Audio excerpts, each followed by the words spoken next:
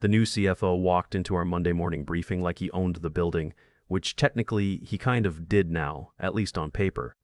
His name was Langford, 38 years old, fresh off a stint at a management consulting firm in Boston, and absolutely convinced that everything we built over the past 2 decades could be optimized, streamlined, and cut by 30%.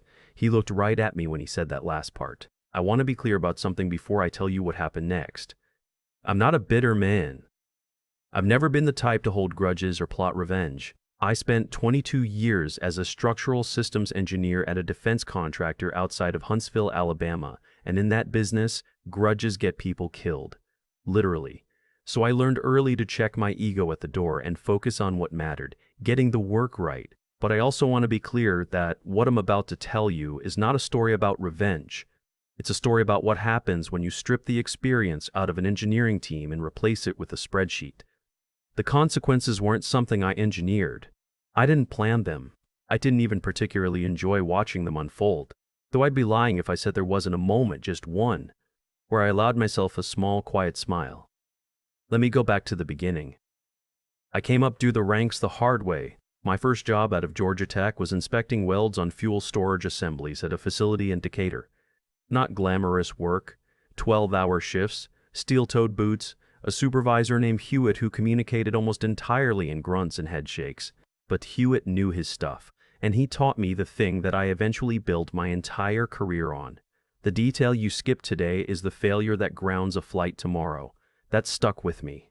Over 2 decades, I worked my way from field inspection to systems integration to, eventually, lead engineer on what we called the ARES program, a long-duration habitat module being developed under a cooperative agreement with NASA's Marshall Space Flight Center, right there in Huntsville. The contract was worth $4.2 billion over 8 years.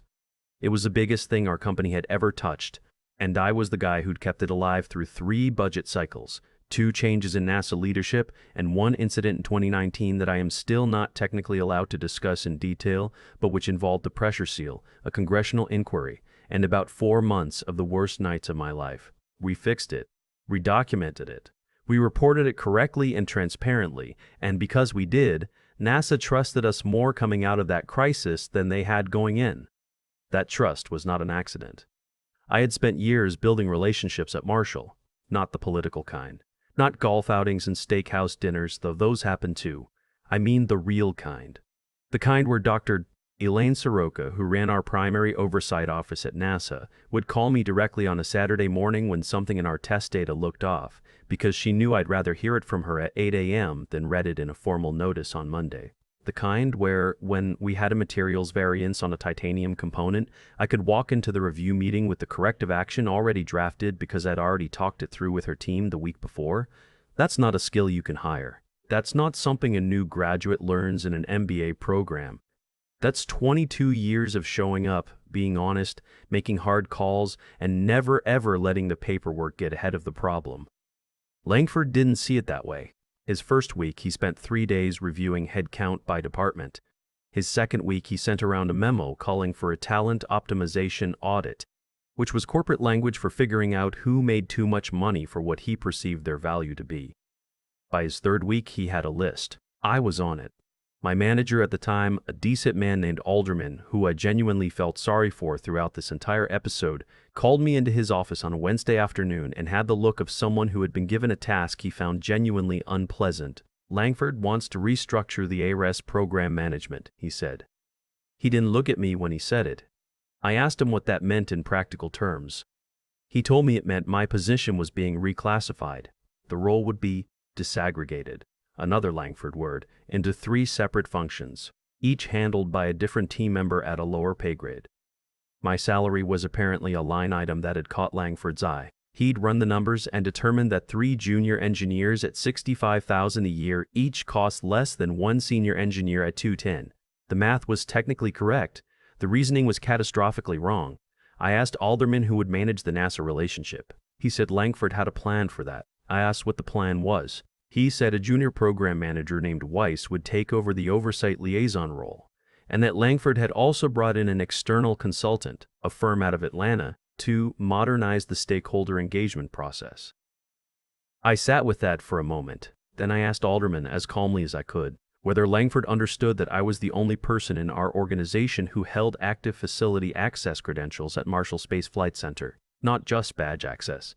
Actual cleared integration oversight status, which took 3 years to obtain, required a specific background investigation and had to be renewed every 2 years through a process that NASA did not expedite for anyone.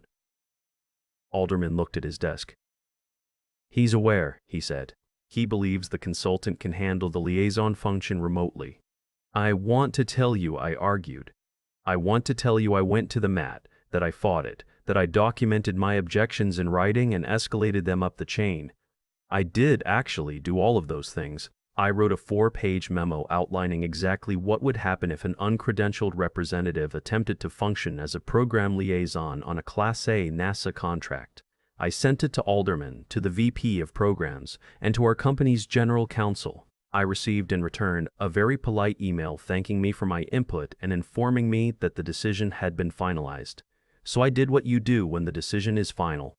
I asked for my separation terms. I gave them 30 days of transition documentation that was probably more thorough than it needed to be, and on a Thursday afternoon in late October, I shook Alderman's hand, nodded to a few colleagues, and walked out to my truck. I did not clean out my office dramatically. I did not give a speech. I am not that kind of man. What I did, that same evening, was call my former counterpart at a competitor firm who had been trying to recruit me for about 2 years. We met for coffee the next morning. I had an offer by Friday. Now, here is where the story gets interesting. And I want to be careful here because I am going to describe things that I was not present for. Some of it I know firsthand from people who were there. Some of it is documented in records that eventually became public. All of it, to the best of my knowledge, is accurate. The consultant firm Langford brought in. I'll call them what they were, a strategy boutique that had no prior defense or aerospace experience. Arrived in November with a presentation about stakeholder ecosystem mapping and a proposal to implement what they called a digital engagement platform. Essentially, instead of the kind of direct, relationship-based communication I had maintained with Dr. Soroka's office, they wanted to route all NASA interactions through a project management software system and a standardized reporting portal.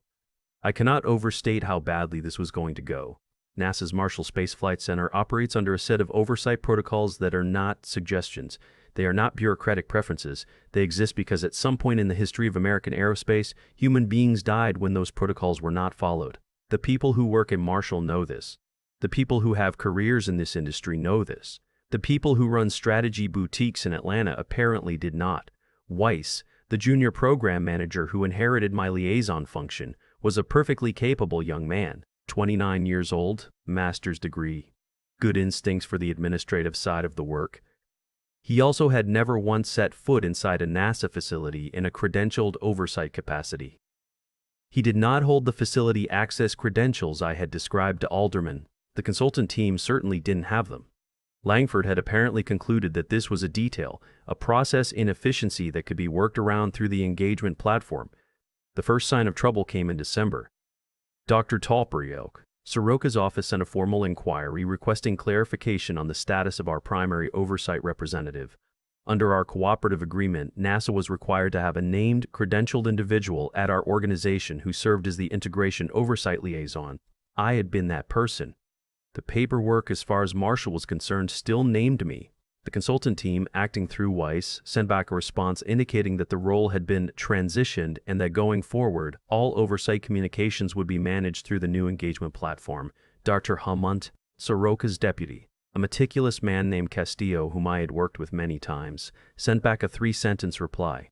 He asked, in those 3 sentences, for the name of the new credentialed liaison, their facility access confirmation number, and the date their integration oversight status had been approved by the Marshall Credentialing Office. The consultant team spent 2 weeks trying to answer that question. They could not answer it because the answer was that there was no credentialed liaison. The engagement platform was not a credentialed liaison. Weiss was not a credentialed liaison. A management consulting firm from Atlanta was not a credentialed liaison. I was a credentialed liaison, and I was no longer employed there. In January, Marshall issued what is called a corrective action request, a formal notification that a contractor is out of compliance with agreement terms and is required to remediate the issue within a specified window. The window in this case was 60 days. Langford's response, from what I was told later by Alderman, who called me, quietly, not in an official capacity, was to escalate to their own legal team and push back on the car as a procedural overreach. He genuinely seemed to believe this was a contract interpretation disagreement that lawyers could resolve. It was not a contract interpretation disagreement. It was a fundamental compliance failure on a safety-critical federal program. NASA does not negotiate on compliance failures on safety-critical federal programs. This is the part where I would have been in that room saying exactly that, loudly and clearly. This is the part where 22 years of relationship currency would have mattered enormously. Dr. Soroka would have taken my call. We could have worked out a remediation path that preserved the program while we got someone else credentialed, even on an accelerated basis.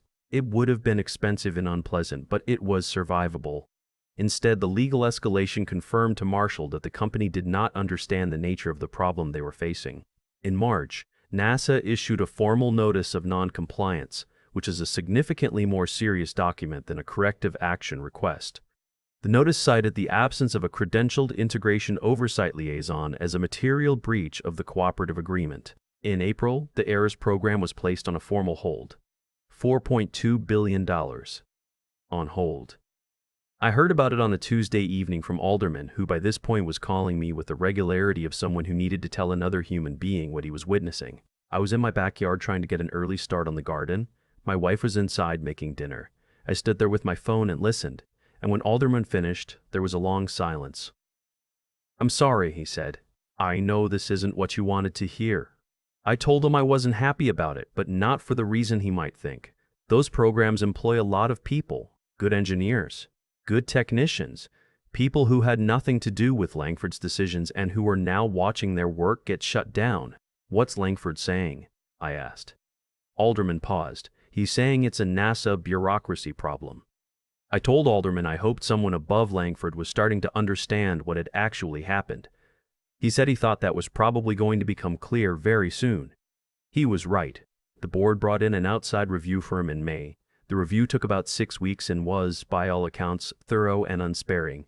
It identified the removal of the credentialed liaison as the proximate cause of the compliance failure. It identified the decision to replace relationship-based oversight management with a digital engagement platform as the strategic error that made the compliance failure inevitable. It identified Langford's legal escalation strategy as the action that converted a recoverable situation into a formal program hold. The review also noted, in what I can only describe as understated language for a legal document, that the company had possessed internal expertise warning against exactly this outcome and had chosen to disregard it. My 4-page memo was attached as Exhibit C. Langford was out by July. I'm not going to spend much time on this part, because honestly his departure isn't the part of the story that matters. The part that matters is what came after, which was that Alderman called me again, this time in an official capacity, to ask if I would be willing to consult on the remediation process. I thought about it for about a day. My wife said to me over dinner, "Are you going to help them?" I said I hadn't decided yet. She gave me the look she has given me throughout 30 years of marriage when she thinks I am taking longer to arrive at the obvious answer than is strictly necessary. I called Dr. Soroka the next morning, not Alderman, not the company, Dr. Soroka directly. I told her I'd heard about the situation. I told her I wanted to understand, from NASA's perspective, what a realistic remediation path looked like. She was quiet for a moment. Then she said, "You know what it looks like, Conrad. It looks like someone with your credentials walking back in the door." Conrad is my name. I don't use it much in these stories because it tends to distract people. But there it was. I agreed to a consulting arrangement. Not full-time. Not as an employee. On my terms, with a rate that accurately reflected what that credential had been worth all along. The program was reinstated 8 months later. The modifications to the Habitat module that my team completed under that timeline are, right now, slated to be part of a long-duration mission profile I am still not authorized to describe specifically, but they exist, and they work, because someone sweated the details. I still have the copy of Exhibit C. My wife framed it as a joke, but I noticed she hung it in the hallway rather than the basement. The last thing I'll tell you is this. A few months ago, I was at a conference in Houston. The kind of event where the aerospace and defense community gathers every year to argue about propulsion systems and eat mediocre catered chicken. A young engineer came up to me during the reception. Couldn't have been more than 26, 27. Smart eyes. Good handshake. He said he'd heard my name from one of his supervisors and wanted to ask me something. He asked me what the most important thing I'd learned in my career was. I thought about Hewitt and his grunts and headshakes. I thought about Alderman's face in that office on a Wednesday afternoon. I thought about the 4-page memo and the 4 months of bad nights in 2019 and the Tuesday evening in the backyard when the whole thing finally collapsed the way I told them it would. Document everything, I said, and understand that experience has a cost. Removing it has a bigger one. He wrote it down. I appreciated that. I went home that evening, sat on the back porch with my wife, and zipped at the garden. It was coming in well. Some things take a long time to grow, but if you tend them right, and if you don't cut corners on the foundation, they hold. I've thought about what happened a lot since then. Not obsessively. I'm not built that way. But the kind of thinking you do when you're doing something quiet with your hands pulling weeds or stacking firewood, and the mind just wanders back to a thing and turns it over. What I keep coming back to is this. Langford wasn't a bad person. I want to be honest about that because it's easier and more satisfying to make him a villain, and he wasn't, not really. He was a man who had been trained to see organizations as systems of inputs and outputs, and who genuinely believed that his training had equipped him to optimize any system he encountered. That belief wasn't malicious. It was just incomplete, and when an incomplete belief gets handed a very large amount of authority, the gap between what it understands and what it doesn't understand eventually becomes visible in the most expensive way possible. The thing Langford could not see, and I mean could not would not, was that my credential wasn't a line item. It was a load-bearing wall. You can look at a load-bearing wall and decide it's taking up space you could use for something else. You can remove it. The house will stand for a while. But there's a reason it was there.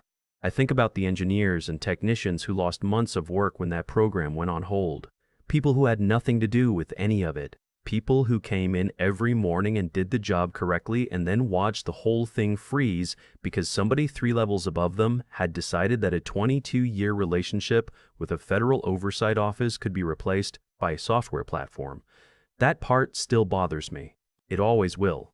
What I've learned, though, and this took me longer to understand than I'd like to admit, is that integrity isn't just about telling the truth in the moment. It's about building something true over a long period of time, so that when the moment of crisis actually arrives, there's something real to stand on. Dr. Soroka took my call because of 22 years of showing up. Not one phone call, not one good meeting. 22 years. That's not luck. That's a choice you make every single day, most of which feel completely unremarkable while you're making them.